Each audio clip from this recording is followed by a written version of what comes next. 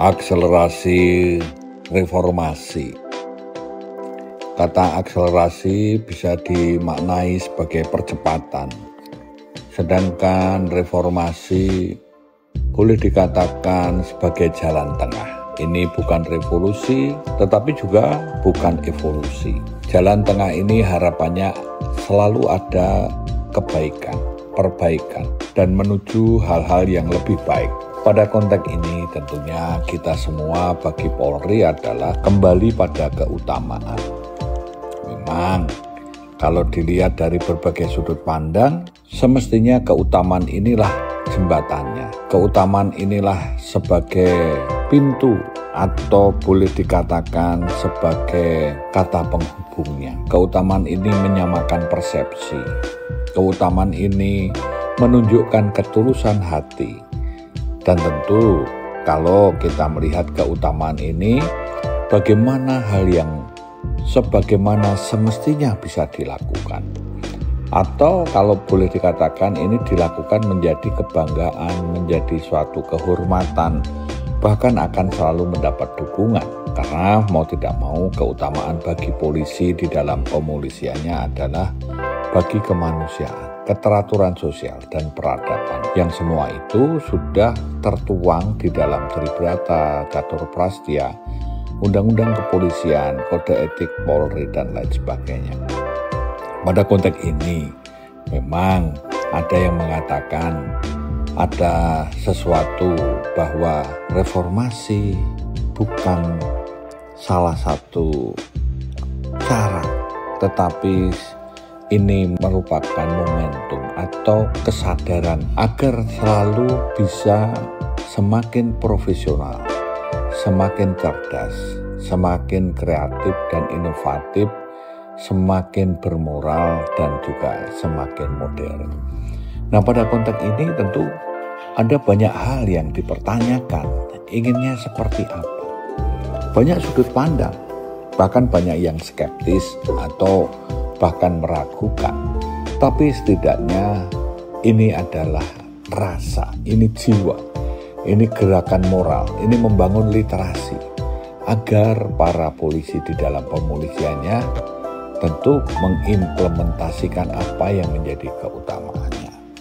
Nah, disinilah tentu kalau kita mau membangun, membongkar, melihat perlu ada dukungan political will. Artinya keputusan dan kebijakan politik yang tentu mendukung pada keutamaan tadi.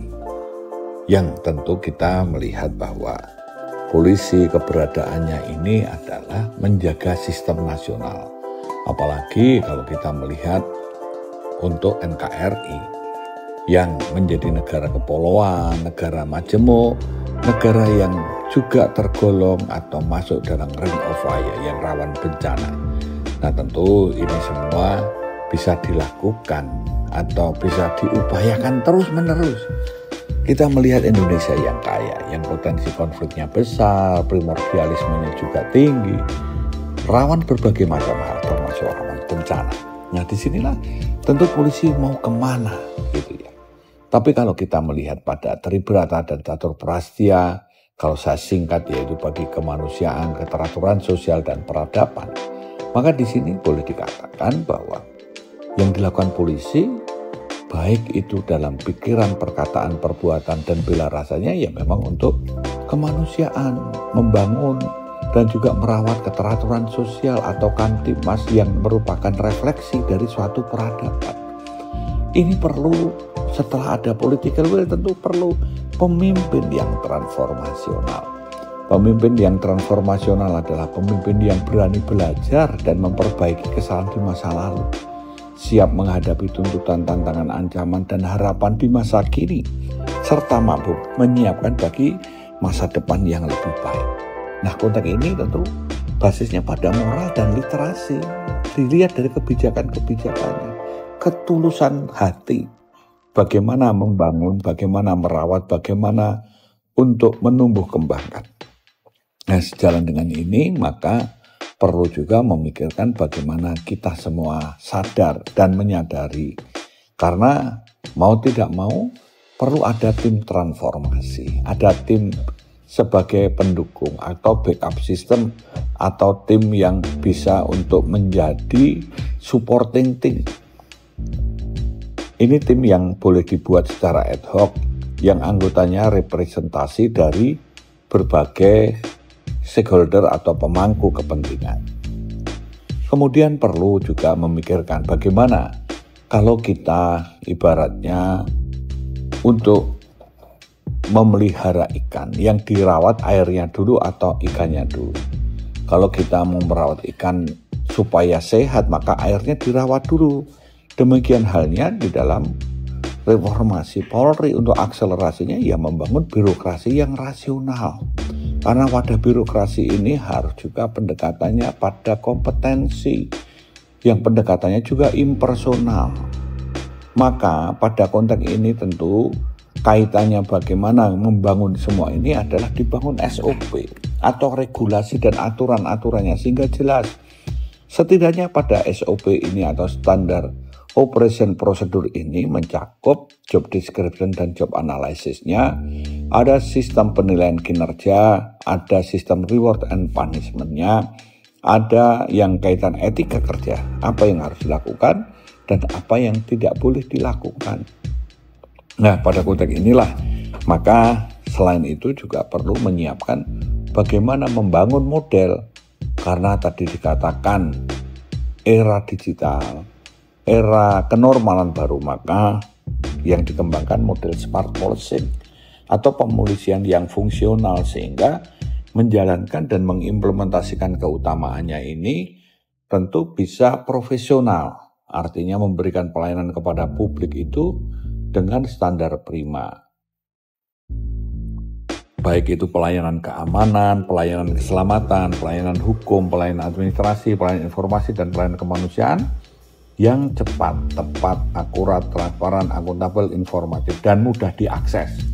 Nah, konteks inilah yang harus dilakukan secara terus-menerus dan ditingkatkan. Karena mau tidak mau, ini semua bagaimana disiapkan dari para petugas atau sumber daya manusia. Karena sumber daya manusia aset utama Polri.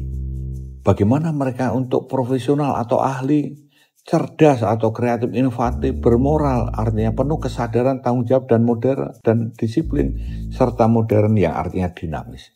Nah, tadi saya katakan bahwa smart policing itu juga mengharmonikan antara konvensional policing, electronic policing sebagai model pemolisian di era digital, dan forensic policing untuk menghadapi berbagai permasalahan yang by design di era kenormalan baru ini. Nah, maka sumber daya manusia ini supaya hebat, supaya baik, bagaimana kita melihat bagaimana proses atau siklus SDM itu dilakukan dengan secara profesional, baik mulai dari rekrutmen, pendidikan, pelatihan, serta bagaimana untuk memanfaatkan atau menggunakan the right man in the right place, juga untuk kaitannya bagaimana sistem-sistem yang dibangun untuk adanya mutasi, promosi, dan demosi, bagaimana merawat SDM serta pengakhiran untuk proses penggunaannya. Nah, di sini semua adalah konteks yang merefleksikan pada keutamaan masing-masing yang bisa dijabarkan juga pada fungsi-fungsi yang ada pada kepolisian. Nah, tentu kaitan dengan ini kita mengatakan bahwa sumber daya manusia ini juga perlu didukung oleh sistem-sistem yang ada, logistik yang ada, baik untuk perorangan, unit atau kesatuan, dan juga untuk kesatuan. Nah, semua ini refleksi model dari smart policing tadi. Bagaimana kita juga membuat suatu program-program unggulan, karena program ini tentu kalau dikatakan ini celebrity case, kalau kita analogikan seperti membakar kembang api itu, kalau hanya tidak ada ledakannya tentu tidak menunjukkan sesuatu. Disinilah yang daily case juga didukung oleh celebrity case. Nah, tentu ini perlu ada komitmen dan konsistensi yang selalu berkesinambungan. Maka di sini kita harus juga melakukan bagaimana penyiapan sumber daya manusia, penyiapan logistik, dan penggunaan anggaran, baik yang budgeter maupun non-budgeter, yang semua itu bisa dipertanggungjawabkan secara moral, secara hukum, secara administrasi, secara fungsional bagi peningkatan kualitas atau capacity building, dan juga sosial bagaimana mendukung upaya meningkatkan kualitas hidup masyarakat. Nah, pada konteks ini tentu kalau dikaitkan adalah juga berkaitan bagaimana masing-masing fungsi kepolisian, baik fungsi utama, fungsi pendukung, dan fungsionalnya ini mempunyai program atau hal-hal yang bisa ditunjukkan sebagai quick win yang langsung menyentuh kepada masyarakat.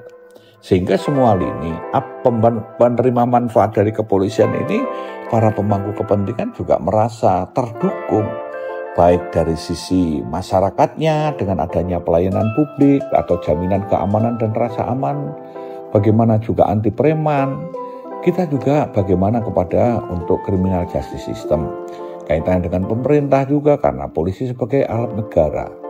Nah, konteks ini tadi yang saya katakan secara konseptual boleh dikatakan sebagai penjaga kehidupan, pembangun peradaban, dan pejuang kemanusiaan. Di sini semua harus dilakukan untuk upaya-upaya yang bisa dirasakan, baik secara pragmatis ataupun secara strategis. Secara pragmatis, tentu kita ingat bahwa yang dikatakan bahwa polisi dihormati bukan karena pangkat jabatan, kekayaan, atau kepandaiannya, tetapi juga perilakunya. Maka jangan sombong, jangan bohong, dan jangan menyakiti. Ini juga harus diimplementasikan terus-menerus. Dan kita juga harus sadar, ada 3S, sopo salah salah. Siapa yang bersalah harus dihukum, harus diberi sanksi. Nah, tentu kita membangun kepercayaan itu tidak mudah karena harus ada manfaat. Selalu ada manfaat. Jadi kita menjadi polisi di dalam reformasi atau akselerasi harus cepat, harus dekat, dan juga harus bersahabat. Karena keberadaan polisi tatkala bisa diterima dan dianggap menjadi bagian dari warga masyarakat yang dilayani, maka dia akan mendapatkan dukungan. Demikian halnya juga ke depan kita juga harus selalu menunjukkan adanya kebaikan dan perbaikan. Nah, konteks inilah tadi yang dikatakan ketika akselerasi, reformasi, atau adanya transformasi, maka perlu ada political will, pemimpin yang transformatif, ada tim transformasi sebagai backup system, juga bagaimana membangun birokrasi yang rasional, kemudian juga ada sistem pembinaan untuk administrasi dan operasionalnya, juga kaitan dengan bagaimana ada fungsi-fungsi kepolisian, baik fungsi utama, fungsi pendukung, dan fungsionalnya untuk membuat suatu program unggulan. Dan kita harus selalu monitoring, evaluasi, serta mulai kita mengkaji, mengulang bagaimana pada prinsip-prinsip yang ada bisa dikembangkan atau disesuaikan dengan corak masyarakat dan kebudayaannya. Satu prinsip 1000 gaya. Nah, gaya inilah yang kita juga bisa tumbuh kembangkan, bagaimana untuk tadi katakan cepat, dekat, dan bersahabat. Nah, pada konteks ini tentu ini citra atau image yang harus dilakukan. Ini era digital, era media, maka media manajemen juga sangat penting untuk dilakukan agar kita selalu menginspirasi, memberitakan yang baik dan benar, memotivasi, memberi solusi, bisa untuk komunikasi, bisa untuk koordinasi, bisa membangun kemitraan, dan juga untuk bagaimana kita mengcounter isu dan fun. Nah, sistem-sistem inilah yang harus kita tumbuh kembangkan agar kita semua bisa saling untuk mereformasi. Karena reformasi ini mau tidak mau harus ada dukungan dari berbagai pihak dan bisa didukung dalam berbagai sudut pandang dan pendekatan. Karena mau tidak mau bangsa ini harus berdaulat, berdaya tahan, berdaya tangkal, dan mampu berdaya saing. Maka konteks ini polisi di dalam pemolisiannya kembali pada keutamaan yang tertuang dalam Tribrata Catur Prasya dan Undang-Undang Kepolisian ataupun Kode Etik Kepolisian, yaitu pada kemanusiaan, keteraturan sosial, dan peradaban, sehingga polisi di dalam pemolisiannya merefleksikan sebagai penjaga kehidupan, pembangun peradaban, dan pejuang kemanusiaan.